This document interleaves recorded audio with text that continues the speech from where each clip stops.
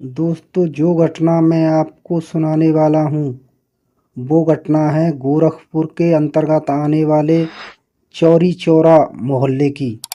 और इसी मोहल्ले के ओमनगर में एक शिक्षक रहते थे, अनिल कुमार पांडे। वो शिक्षक एक प्राइवेट स्कूल में पढ़ाते थे। जिस दिन की मैं बात कर रहा हूँ उस दिन तारीख थी 10 सितंबर 2019 को, और समय था शाम के करीब 5 बजे का। अनिल कुमार पांडे विद्यालय से थके मांदे घर लौटे थे। बड़ी बेटी सुमन पिता के लिए चाय नाश्ते का इंतजाम करने लगी। नाश्ता करके अनिल आराम करने के लिए अपने कमरे में चले गए। तभी उनके व्हाट्सएप पर एक मैसेज और कई फोटो आए। मैसेज में लिखा था, मैंने तुम्हारी बेटी से बदला ले लिया है। उसकी हत्या करके लाश ऐसी जगह फेंक दी है कि तुम 7 जन्मों तक भी नहीं ढूंढ पाओगे। अनिल पांडे सोचने लगे, क्या भद्दा मजाक किसने किया है। लेकिन जब उन्होंने मैसेज के साथ आए फोटो को ध्यान से देखा तो वह सन्न रह गए। उनके हाथ से मोबाइल छूटते छूटते बचा। जो 3-4 फोटो व्हाट्सएप पर आए थे वे उनकी दूसरे नंबर की बेटी काजल के थे। फोटो देखने से साफ पता चल रहा था कि किसी ने काजल की हत्या करके लाश जंगल में कहीं फेंक दी है। उसके सिर से खून निकल रहा था। मुंह और दोनों पैर किसी कपड़े से बंधे थे। उसके दोनों हाथ भी पीछे की ओर बंधे हुए थे। अड़बड़ाए से अनिल मोबाइल लेकर पत्नी के पास पहुंचे। बच्चों को आवाज देकर अपने पास बुलाया। उस समय उनके चेहरे की रंगत उड़ी हुई थी और सांसों की रफ्तार तेज हो चली थी। पत्नी ने उनकी इस हालत के बारे में पूछा तो उन्होंने पत्नी की ओर मोबाइल फ़ोन बढ़ा दिया। पत्नी और बच्चों ने जब व्हाट्सएप पर काजल की लाश की फ़ोटो देखी तो उनकी आंखें फटी रह गईं और मुंह से चीख निकल गई। घर में रोना पीटना शुरू हो गया। अनिल पांडे के घर में अचानक रोना सुनकर पास पड़ोस के लोग भी उनके यहाँ पहुँच गए। जब उन्हें पता चला कि काजल की हत्या हो गई है तो सभी के चेहरों पर दुख की छाया उतर आई। पड़ोसियों ने पांडे जी को सुझाया कि यह पुलिस केस है, इसलिए पुलिस को यह सूचना देनी चाहिए ताकि वे काजल की लाश का पता लगा सकें। उनकी सलाह पर अनिल पांडे पड़ोसियों के साथ चौरी चौरा थाने पहुंच गए। उस समय शाम के करीब 7 बज रहे थे। थाना प्रभारी नीरज राय थाने में मौजूद थे। अनिल पांडे ने सारी जानकारी थाना प्रभारी को दे दी। थाना प्रभारी ने व्हाट्सएप पर आई तस्वीरों को गौर से देखा। इसके बाद उन्होंने अनिल पांडे से पूछा कि उन्हें किसी पर कोई शक है। तब अनिल पांडे ने पड़ोस में रहने वाले 3 युवकों के नाम बता दिए जिन पर उन्हें शक था। उन्होंने बताया कि इनसे उनका पिछले कई महीनों से विवाद चल रहा था। विवाद के चलते उन युवकों ने धमकी दी थी कि वे उनके परिवार वालों की हत्या कर देंगे। थाना प्रभारी नीरज राय ने बिना समय गवाए अनिल पांडे की निशानदेही पर तीनों युवकों को उनके घरों से हिरासत में ले लिया और पूछताछ के लिए थाने ले आए। तीनों युवक पड़ोसी थे उन्हीं के।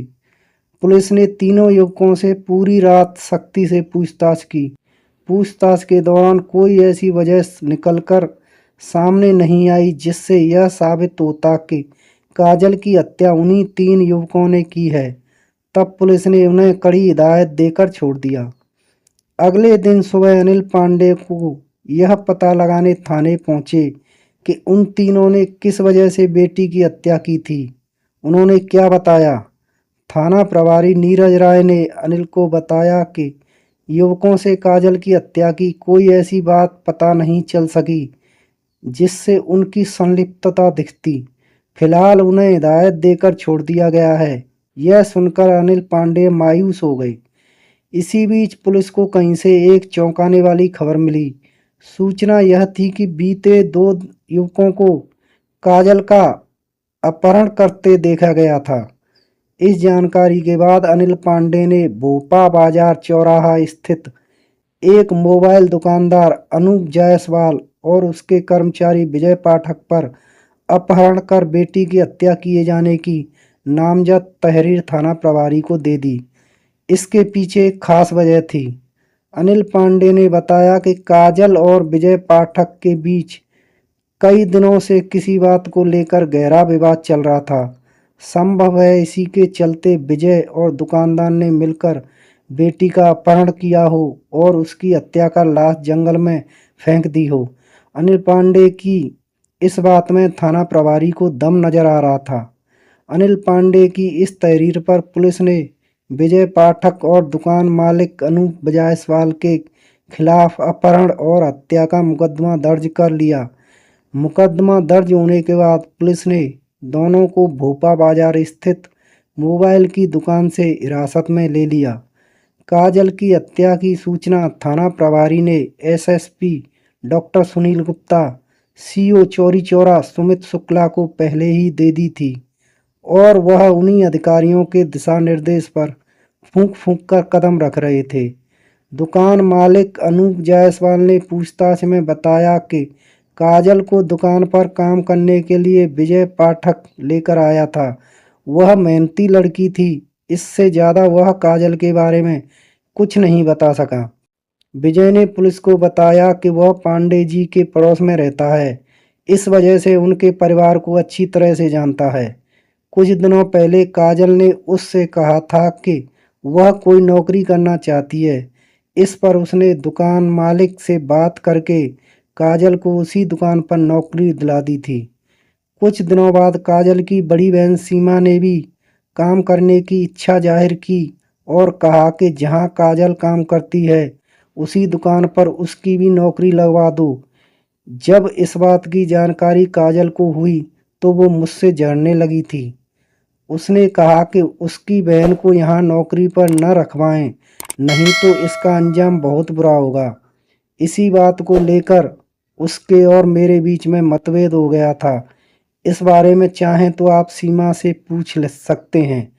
पुलिस ने सीमा से पूछताछ की तो उसने भी विजय की बातों का समर्थन किया।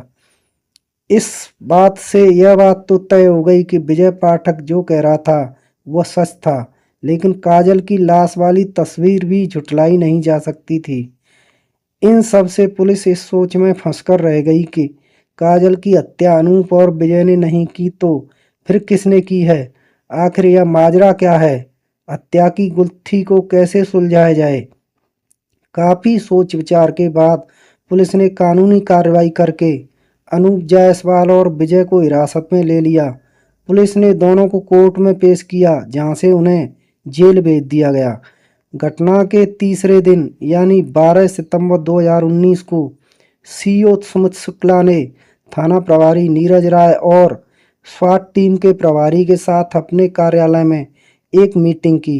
मीटिंग में तय हुआ कि काजल हत्याकांड की गुत्थी सुलझाने के लिए काजल के मोबाइल फ़ोन की घटना से 15 दिनों पहले तक की कॉल डिटेल निकलवा कर जाँच की जाए। घटना के खुलासे के लिए कॉल डिटेल ही आखिरी सहारा थी। इसके बाद सीओ सुमित शुक्ला ने काजल की लाश वाली तस्वीर कंप्यूटर में एनलार्ज करके देखी तो वे हैरत में पड़ गए। तस्वीर में काजल के सिर के जिस भाग से खून बह रहा था वहां के सिर में चोट का कोई निशान नहीं नजर आ रहा था। हैरानी वाली बात तब सामने आई जब उसके सिर से बहे खून का निरीक्षण किया गया। पड़ताल के दौरान पता चला कि माथे पर खून जैसा दिखने वाला पदार्थ कुछ और था, क्योंकि वह खून होता तो सूखकर काला पड़ जाता, जबकि ऐसा कुछ नहीं हुआ था। यह बात पुलिस को शक करने पर मजबूर कर रही थी। इन सब से सीओ सुमित शुक्ला को यह मामला पूरी तरह से संदिग्ध लगने लगा। काजल हत्याकांड संदिग्ध लगते ही सीओ सुमित शुक्ला और थाना प्रभारी नीरज राय ने काजल के घर से दुकान आने वाले रास्ते पर लगे सीसीटीवी कैमरों की फुटेज की जांच की। उन फुटेज में काजल कहीं भी नजर नहीं दिखी। पुलिस ने फिर से काजल की कॉल डिटेल की जांच की तो पता चला कि उसके घर से निकलने के कुछ देर बाद ही यानी 9:30 बजे उसका मोबाइल स्विच ऑफ हो गया था। तब से उसका फ़ोन लगातार बंद आ रहा था। पुलिस विजय और अनूप से काजल के बारे में फिर से पूछताछ करने जेल पहुंची। पूछताछ के दौरान विजय और अनूप ने पुलिस को बताया कि 10 सितंबर को काजल ड्यूटी पर आई ही नहीं थी। यह सुनकर पुलिस और भी परेशान हो गई। पुलिस इस सोच में थी कि घर से निकली काजल दुकान पर नहीं पहुंची तो कहाँ गायब हो गई। इस सवाल का जवाब पाने के लिए पुलिस जेल से लौटकर सीधे अनिल पांडे के घर पहुंची। पुलिस ने इस बार पांडे परिवार के सभी सदस्यों से अलग-अलग पूछताछ की। पूछताछ में किसी के बयान एक दूसरे से जरा भी मेल नहीं खा रहे थे। काजल को लेकर पुलिस अफसरों के दिमाग में जो शक था, वह अब यकीन में बदलता जा रहा था। इस पूछताछ के दौरान पुलिस को काजल के एक ऐसे सच के बारे में पता चला जिसने पुलिस को विश्वास हो गया कि काजल की हत्या हुई है, बल्कि वह स्वेच्छा से किसी के साथ चली गई है। मतलब काजल जिंदा है। पुलिस के लिए काजल चुनौती बन गई थी। किसी भी सूरत में उसे जिंदा बरामद करना जरूरी था। पुलिस को इस बात का यकीन था कि काजल परिवार के किसी न किसी सदस्य से बात जरूर करेगी। इसलिए पुलिस ने अनिल पांडे, उनकी पत्नी और बड़ी बेटी सीमा तीनों के मोबाइल सर्विलांस पर लगा दिए। इसकी जानकारी परिवार के किसी भी सदस्य को नहीं थी। पुलिस की मेहनत रंग लाई। 13 सितंबर को सीमा के मोबाइल पर देवरिया जिले के खुंखटू निवासी उसके फुफेरे भाई राजमणि पांडे का फोन आया। राजमणि ने सीमा से काजल के मामले में चल रही पुलिस जांच की जानकारी मांगी तो उसने विस्तार से उसे पूरी बात बता दी। पुलिस को राजमणि के बातचीत के अंदाज से उस पर संदेह हो गया। पुलिस ने राजमणि का भी मोबाइल नंबर सर्विलांस पर लगा दिया। इससे पुलिस को काजल की लोकेशन फिरोजाबाद में मिली। काजल की लोकेशन फिरोजाबाद मिलते ही पुलिस टीम काजल को जिंदा बरामद करने फिरोजाबाद रवाना हो गई। पुलिस फिरोजाबाद पहुंची तो पता चला कि कुछ देर पहले ही काजल वहां से जा चुकी थी। इसका मतलब साफ था कि कोई था जो पुलिस की पल पल की सूचना काजल तक पहुंचा रहा था। इसी वजह से फिरोजाबाद गई पुलिस टीम खाली हाथ गोरखपुर लौट आई। इस बीच पुलिस को काजल का नया फोन नंबर मिल गया था। पुलिस ने वह नंबर भी सर्विलांस पर लगा दिया। 15 सितंबर की सुबह सर्विलांस के जरिए काजल के फोन की लोकेशन बस स्टैंड के पास मिली। पुलिस की एक टीम सादे कपड़ों में बस स्टैंड जा पहुंची और बस स्टैंड को चारों ओर से घेर लिया ताकि वह भाग न सके। नीले रंग की फ्रॉक और उसी से मैच करता लाल रंग का प्लाजो पहने एक गोरी चिट्टी खूबसूरत युवती और एक छरेरे बदन का युवक बस स्टैंड परिसर में खड़े किसी के आने का इंतजार कर रहे थे। उनके हाव भाव से पुलिस को दोनों पर शक हुआ। शक के आधार पर पुलिस दोनों के पास पहुंची और इतना ही कहा कि तुम्हारा लुका छिपी का खेल खत्म हुआ काजल। यह सुनकर दोनों वहां से भागने की कोशिश करने लगे, लेकिन पुलिस ने दोनों को धर दबोचा और उन्हें हिरासत में लेकर थाना चौरी चौरा ले आई। काजल के साथ पकड़ा गया युवक काजल का प्रेमी हरिमोहन था। काजल के जिंदा होने की सूचना थाना प्रभारी नीरज राय ने सीओ सुमित शुक्ला और एसएसपी डॉक्टर सुनील गुप्ता को दे दी। काजल के जिंदा और सही सलामत बरामदगी की सूचना मिलते ही सीओ सुमित शुक्ला गोरखपुर से चौरी चौरा थाने पहुंच गए। उन्होंने काजल से सख्ती से पूछताछ की। काजल बिंदास होकर सीओ शुक्ला के एक एक सवाल का जवाब देती चली गई। उसके जवाब सुनकर शुक्ला जी दांतों तले उंगलियां दबाते रह गए। पूछताछ के बाद उसी दिन शाम 3 बजे उन्होंने थाना परिसर में प्रेस कॉन्फ्रेंस करके काजल हत्याकांड के नाटक से पर्दा उठा दिया। प्रेस कॉन्फ्रेंस के बाद पुलिस ने काजल और हरिमोहन को अदालत में पेश किया, जहां से दोनों को जेल भेज दिया गया। काजल को अपने किए पर तनिक भी मलाल नहीं था। काजल और हरिमोहन से की गई पुलिसिया पूछताछ में कहानी कुछ इस प्रकार सामने आई। 45 वर्षीय शिक्षक अनिल कुमार पांडे मूल रूप से उत्तर प्रदेश के जिला गोरखपुर के चौरी चौरा इलाके के ओमनगर मोहल्ले के रहने वाले थे। उनके परिवार में पत्नी सलोनी के अलावा 3 बेटियां और 2 बेटे थे। अनिल कुमार पांडे एक प्राइवेट स्कूल में शिक्षक थे। अनिल पांडे के 5 बच्चों में दूसरे नंबर की काजल अन्य भाई बहनों से थोड़ी अलग थी। ग्रेजुएशन कर चुकी काजल का मन आगे की पढ़ाई में नहीं लग रहा था, इसलिए उसने आगे की पढ़ाई छोड़ दी और घर पर ही रहने लगी। माँ बाप उसके इस फैसले से खुश नहीं थे। उसके पिता ने आगे की पढ़ाई जारी रखने के लिए उसे समझाया भी, लेकिन वह आगे की पढ़ाई के लिए तैयार नहीं हुई। खूबसूरत काजल थोड़ी जिद्दी स्वभाव की और फैशन परस्त और आधुनिक विचारधारा वाली युवती थी। वह अपनी जीवन अपने तरीके से जीना चाहती थी। आसमान में पंख फैलाकर वह उड़ना चाहती थी। काजल की ये बातें न तो उसके माँ बाप को पसंद थीं और ना ही भाई बहनों को, इसलिए उसके पिता ने उसे डांट दिया। पिता की बातें से उसका मन खट्टा हो जाता था। काजल के पड़ोस में विजय पाठक रहता था। उसका पांडे जी के घर आना जाना था। वह चौरी चौरा के भोपा बाजार स्थित एयरटेल फ्रेंचाइजी पर काम करता था। काजल और उसके घरवाले यह जानते थे। एक दिन काजल ने अपने मन की बात विजय से कह दी कि वह भी नौकरी करना चाहती है, उसके लिए भी कहीं बात करे। काजल की बातों को उसने गंभीरता से लिया और वह जहाँ नौकरी करता था वहाँ के मालिक अनूप जायसवाल उसके लिए भी बात कर ली। अनूप ने विजय से काजल को अपने यहाँ नौकरी पर रखने को कह दिया। इस तरह काजल नौकरी करने लगी। उसके पिता अनिल पांडे को जब यह बात पता चली तो वह आग बबूला हो गए। उन्हें मोबाइल की दुकान पर काजल का नौकरी करना पसंद नहीं था। उन्होंने उसे नौकरी छोड़ देने की चेतावनी भी दी, लेकिन उसने पिता की बातें नहीं मानी और नौकरी करती रही। कभी कभी काजल फिल्मी गाने गुनगुनाया करती थी। उसके स्वर में दर्द छुपा होता था। काजल के इस शौक के बारे में जानकर विजय ने उसे सुझाव दिया कि वह चाहे तो अपना स्वर सिंगिंग ऐप पर लोड कर सकती है। इससे भविष्य में उसे सिंगिंग के क्षेत्र में अवसर मिल सकता है। विजय का यह सुझाव काजल को जच गया और उसने स्टार सिंगिंग ऐप पर अपने कई गाने अपलोड कर दिए। उसी ऐप पर आगरा जिले के खंदौली क्षेत्र के प्याऊ खंदौली के रहने वाला हरिमोहन शर्मा भी था। उसने भी अपने कई गाने अपलोड किए हुए थे। स्टार सिंगिंग ऐप के जरिए काजल और हरिमोहन का एक दूसरे से परिचय हुआ। यह अप्रैल 2018 की बात है। काजल और हरिमोहन के बीच यह परिचय जब दोस्ती में बदला तो दोनों ने एक दूसरे को अपने अपने मोबाइल नंबर दे दिए थे। अब ऐप के बजाय दोनों सीधे फोन पर बातें करने लगे थे। बीटेक पास हरिमोहन एक अच्छे परिवार का होनहार युवक था। चार भाई बहनों में वह दूसरे नंबर का था। वह पढ़ने में भी अव्वल था।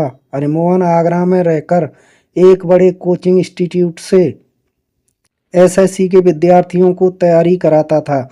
हरिमोहन सरकारी नौकरी के लिए भी तैयारी कर रहा था। अपनी को तैयारी के उद्देश्य से ही वह एसएससी की कोचिंग में विद्यार्थियों को पढ़ाता था। इसी बीच उसके जीवन में काजल ने चुपके से कदम रख दिया था। जल्दी ही काजल और हरिमोहन की दोस्ती प्यार में बदल गई। दोनों एक दूसरे से अपनी मोहब्बत का इजहार भी कर चुके थे। जब दोनों का प्यार परवान चढ़ा तो हरिमोहन सितंबर 2018 और मार्च 2019 में काजल से मिलने आगरा से गोरखपुर आया और बस से गोरखपुर के चौरी चौरा पहुंचा। कुछ घंटे प्रेम का काजल के साथ बिताने के बाद उसी दिन वह आगरा लौट आया था। काजल से मिलने के बाद हरिमोहन की दिनचर्या ही बदल गई थी। उसने उसके बिना जीने की कल्पना तक छोड़ दी थी। इधर काजल की भी यही स्थिति थी। दिन रात वह प्रेमी के ख्यालों में खोई रहती थी। अपने दिल की प्यास बुझाने के लिए वह घंटों फोन पर चिपकी रहती थी और प्यार की मीठी मीठी बातें करती थी। पहली ही भेंट में हरिमोहन ने काजल को मोबाइल गिफ्ट किया था। जब से काजल हरिमोहन के संपर्क में आई थी तब से उसकी जीवन शैली काफ़ी बदल गई थी। यह बात घर वाले महसूस कर रहे थे। घर वालों ने जब उससे मोबाइल के बारे में पूछा तो उसने झूठ बोलते हुए कह दिया कि उसकी एक सहेली ने गिफ्ट किया है। लेकिन काजल की प्रेम कहानी घर वालों से ज़्यादा दिनों तक नहीं छिप पाई। पिता अनिल पांडे को छोड़कर घर के सभी सदस्यों को उसके प्रेम प्रसंग के बारे में पता चल चुका था। माँ और बड़ी बहन ने तो काजल को समझाया भी था कि वह अपनी हरकतों में सुधार लाए, नहीं तो घर में कयामत आ सकती है। लेकिन काजल पर माँ और बहनों के समझाने का कोई असर नहीं हुआ।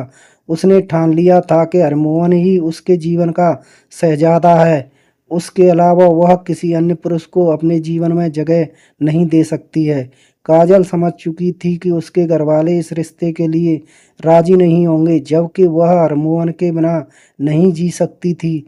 ऐसे में उसे क्या करना चाहिए, वह अक्सर यही सोचती रहती थी।